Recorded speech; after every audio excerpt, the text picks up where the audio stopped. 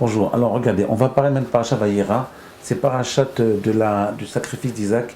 Ici, il faut comprendre quelque chose de très intéressant. Le sacrifice d'Isaac, Avraham Avinu, il a été, Akadosh Baruch Hu lui a demandé de sacrifier son fils Isaac. Yitzhak, ne dit pas Isaac. Yitzhak, et donc il faut comprendre que cet acte-là, ce sacrifice-là, ce moment est essentiel dans l'essence, dans la construction, dans la fabrication de l'essence du peuple juif. Ouais. Ici, on construit l'essence du peuple juif, Rabbi Yosef. Et c'est à cause de la Hakeda, ou grâce à la Hakeda, que le peuple juif, c'est Amsgoula, c'est un peuple de prédilection. C'est aussi pour cette raison-là qu'on va recevoir la Torah. Enfin, tout vient de cette Hakeda. Tout vient de ce moment-là précis où Abraham, on lui a donné l'ordre de sacrifier Yitzhak, et que finalement il ne le sacrifie pas, mais il s'est passé quelque chose. Parce qu'on a l'impression, il lui dit sacrifie-le. En fait, je t'ai testé, je vois que ça. C'est pas du tout ça. C'est pas je t'ai testé, maintenant j'ai vu que tu voulais le sacrifier, donc j'ai confiance en toi, maintenant tu irais Shamaïm. C'est pas du tout ça, c'est beaucoup plus que ça. C'est beaucoup plus profond. Ici, on fabrique l'essence du Klal Israël. Et il faut comprendre en quoi. Alors on va essayer d'analyser ce problème-là. Vous allez voir, ici on voit comment on va définir l'essence du peuple juif. L'antisémitisme, il découle aussi de ce qui se passe pendant la Hakeda. Écoutez bien, vous allez voir, c'est très intéressant. Nous, on pense que le sacrifice d'Isaac, c'est quoi? C'est Akadosh Baruch Hu, il va tester Abraham. Il dit, tu vas sacrifier ton fils. Et il avance. Et puis, Abraham, il met Yitzhak sur le comment on appelle ça? Sur l'autel. Et au moment où il va le sacrifier, Dieu il dit voilà, maintenant je sais que tu irais Shamaïm, je sais que tu crois en moi, et donc tu peux arrêter, tu peux. Donc en fait, on a vu la grandeur de la foi d'Abraham Avinu. C'est pas du tout ça. C'est aussi ça, mais c'est pas du tout l'essence de cet acte-là. L'essence de cet acte-là, il provient de quelque chose de beaucoup plus profond. On va trouver dans le texte. Je ne vais pas faire la Kabbalah, je vais vous faire juste le texte. Écoutez bien, Rabbi Yosef. Le texte est comme ça. Donc tous les deux ils partent le matin, et puis ils sont accompagnés de Ishmaël et de Eliezer. Quand ils arrivent en face du Har Moria, alors Abraham il dit à Ishmaël et à Eliezer, attendez-moi, et il avance avec Yitzhak. Et Yitzhak il commence à avoir un peu peur. Il se dit bon, qu'est-ce qui se passe là? Qu'est-ce qu'il y a? Qu'est-ce qui se passe? Non, il a un peu peur. Vous aurez peur aussi, non? Alors écoutez bien, écoutez comme ça ce qu'il dit. Yitzhak el Abraham à vivre, donc il a peur. Yitzhak il a dit à Abraham son père. Avi, il dit papa. Mère Inani béni, je suis là mon petit. Enfin mon petit il a 40 ans. Ça c'était pas un gamin quoi. Mère Iné à Esh Ve'etzim et Yitzhak il exprime un peu son appréhension. Et il lui dit, Mère Iné à Esh, dit voilà, bon, on a vu le feu, on a ici du feu, on a aussi du bois. Ve'aya c'est Léola, où il est l'agneau qu'on va sacrifier. Il demande avec un peu d'appréhension d'une façon très timide, mais qui on sacrifie là où il est l'agneau, on n'a pas d'agneau, parce que normalement quand on veut faire sacrifice, il faut trouver l'agneau avant, c'est plus important. Le bois, il lui répond, Mère Avraham Elohim ir Eloase. Il dit, Avraham, il dit, t'inquiète pas, Dieu va nous montrer l'agneau. Elohim ir Eloase. Dieu va nous montrer l'agneau. Léola béni. Veilchush nem yardav. Il lui dit, Dieu va nous montrer l'agneau à sacrifier, bénis mon fils. Et ils ont été tous les deux ensemble. Une phrase qui n'a aucun sens. Je vous dis parce qu'ils sont mis la virgule d'une façon différente, on ne comprend rien. Alors on va traduire par Rashi. Rashi dit comme ça. Vayomer lo, il lui dit à Abraham, il lui dit, Elohim ir Eloase. Dieu il va nous montrer qui est le sacrifice, qui est l'agneau.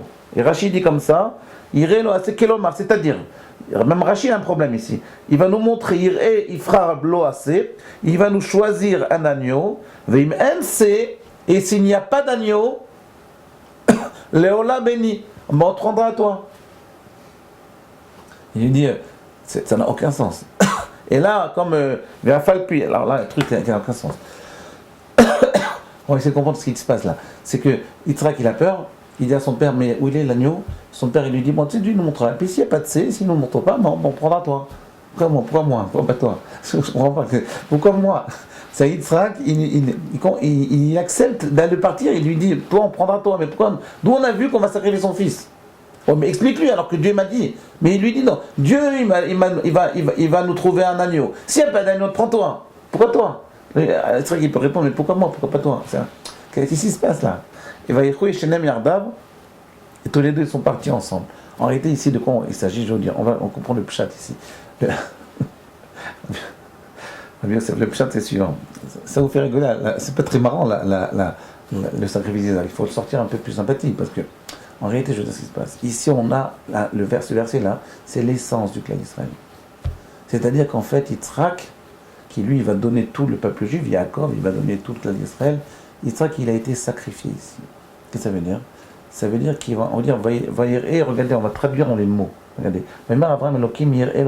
Dieu va nous montrer l'agneau. Mais où il est l'agneau? L'agneau qui est en toi, le côté animal qui est en toi. Si tu as réussi à annuler le côté animal qui est en toi, qu'on doit sacrifier, alors on n'a plus besoin de faire le sacrifice. En réalité, le sacrifice ici, c'est quoi? C'est qu'Abraham, il veut sacrifier le côté animal qui est en Yitzhak. Dans son fils, qui était un homme, en fait, Yitzhak, il faut comprendre un peu qui c'est Yitzhak. Abraham, on nous parle énormément, il y a 4 parachutes sur lui. Yaakov, il y a 4 parachutes sur lui. Et Yitzhak, qui a vécu beaucoup plus longtemps que les deux, on parle très peu de lui. Mais on parle essentiellement ici dans le sacrifice. Donc en fait, Abraham, il dit, voilà, Dieu m'a dit de venir et de sacrifier le côté animal qui est en toi. Mais si toi, tu arrives à annuler ton côté animal, tu arrives à le détruire, à le brûler, à brûler le côté animal qui est en toi, alors on n'a pas besoin de sacrifice. C'est ça le sacrifice. Le sacrifice, en fait, c'est de brûler le côté animal qui est en toi. C'est ce qui te regarde le texte, ce qu'il dit. Dieu va nous montrer l'agneau. Mais où l'agneau? En toi. Léola béni.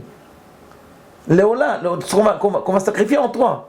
Et tous les deux ils ont été, ça veut dire qu'ils ont été d'accord qu'en fait, il n'y a pas de sacrifice à faire. Pourquoi? Parce qu'Yitzhak, il a réussi à annuler le côté animal qui est en lui. C'est ça le clan d'Israël. Le clan d'Israël, c'est quoi? C'est quoi le peuple juif? C'est celui qui arrive à annuler, qui a cette potentialité d'annuler le côté animal qui est en lui. En chaque homme, il y a un côté animal. Le clan d'Israël, il y a un moment où il doit annuler le côté animal. Et toute la jalousie, et toute la raison de l'antisémitisme, c'est parce qu'en réalité, c'est le seul peuple qui arrive à annuler le côté animal qui est en lui. Chaque juif, il a cette faculté, grâce à Yitzhak Avinu, de pouvoir annuler le côté animal qui est en lui. Il peut aussi ne pas l'annuler, mais il a cette faculté de l'annuler.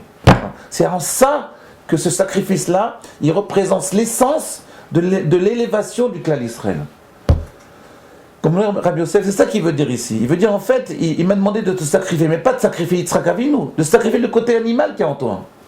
Et c'est pour cette raison après qu'on voit que Yitzhak, c'est les racines, le Harizal dit, Yitzhak, c'est les lettres de Ketzraï. Que en fait Yitzhak Avinu, c'est le seul qui à partir de là, à partir du sacrifice, il n'avait plus de libre arbitre. Le mal, il avait réussi par cette épreuve-là à détruire totalement le mal qu'il y avait en lui. Il n'avait plus de libre arbitre. Yitzhak Avinu, c'est le seul homme avant sa mort, à l'âge de 40 ans, après le sacrifice, qui a réussi à annuler son libre arbitre, à annuler le côté négatif, la tendance vers le mal qu'il y a en lui. Comprenez que tout ce qui crée Yetzer, ce qui crée Yetzer, c'est la chambre Yetzira, ce qui crée le Yetzer Hara, c'est une création du mal. Eh ben, il n'avait plus cette faculté de créer le mal. Pourquoi? Parce qu'il avait réussi, grâce au fait qu'il a accepté de se sacrifier, il a réussi à annuler le côté animal qu'il avait en lui. Ouais. C'est ça la Hakeda, c'est ça la puissance du clan d'Israël. Grâce à cet acte-là, on peut. C'est pour ça qu'on dit à Rosh Hashanah, Rabbi Yosef, vous rappelez à Rosh Hashanah toujours, on fait